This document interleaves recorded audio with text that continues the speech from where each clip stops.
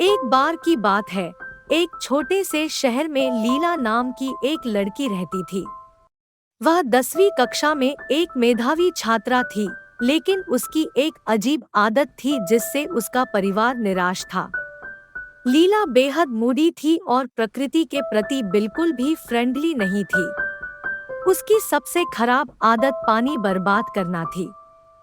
जब भी वह कोई ऐसा काम करती थी जिसमें पानी शामिल होता था, जैसे नहाना या बर्तन साफ करना, तो वह अपने कार्यों के परिणामों को महसूस किए बिना खेल-खेल में पानी इधर-उधर फेंक देती थी।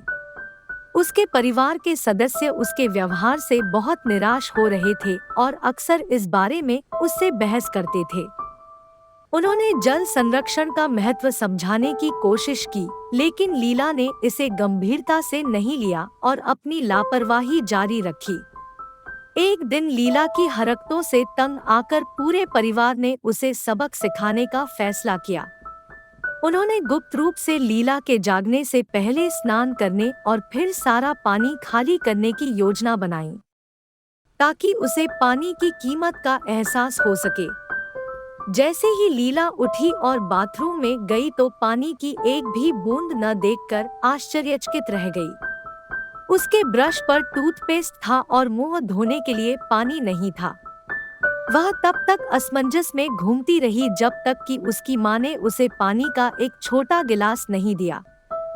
उसकी हालत देखकर उसकी मां ने उसके साथ एक कहानी साझा करने का फैसला किया, यह उम्मीद करते हुए कि इससे वह जल संरक्षण के महत्व को समझेगी। उन्होंने एक ऐसी रानी की कहानी सुनाई जो कभी लीला की तरह ही लापरवाह और आत्मकेंद्रित थी। रानी दूसरों की परवाह किए बिना पानी बर्बाद करती थी, जिससे उसके राज्य में जानवरों और छोटे जीवों के लिए पानी की कमी हो जाती थी, जिसमें जोजो नाम का एक बुद्धिमान मेंढक भी शामिल था। मेंढक जोजो ने रानी को सबक सिखाने का फैसला किया। उसने सभी मेंढकों को इकट्ठा किया और उन्हें स्थिति के बारे में बताया। वे गुप्त रूप से रानी की हवेली में पानी की आपूर्ति को अवरुद्ध करने पर सहमत हुए।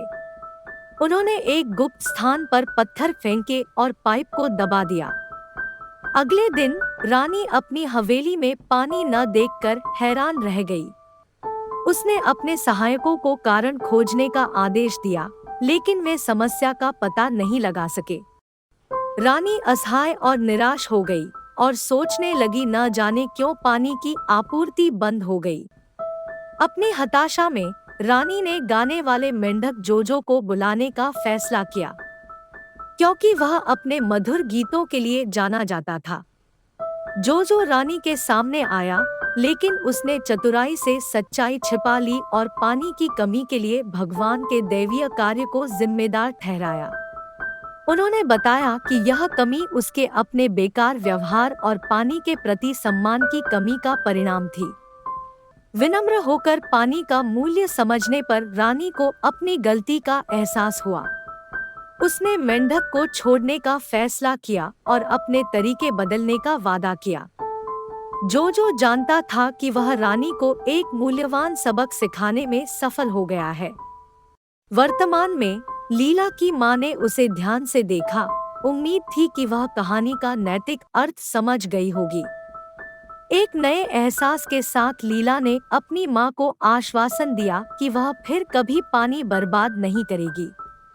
उसने कहानी से सीखा था कि पानी अनमोल है और इसे हल्के में नहीं लेना चाहिए। उस दिन से लीला पानी के उपयोग के प्रति अधिक जिम्मेदार और सतर्क हो गई। वह इस बहुमूल्य संसाधन के संरक्षण के महत्व को संजोने और सराहने लगी। लीला अब पानी के महत्व को अच्छे से समझ गई थी।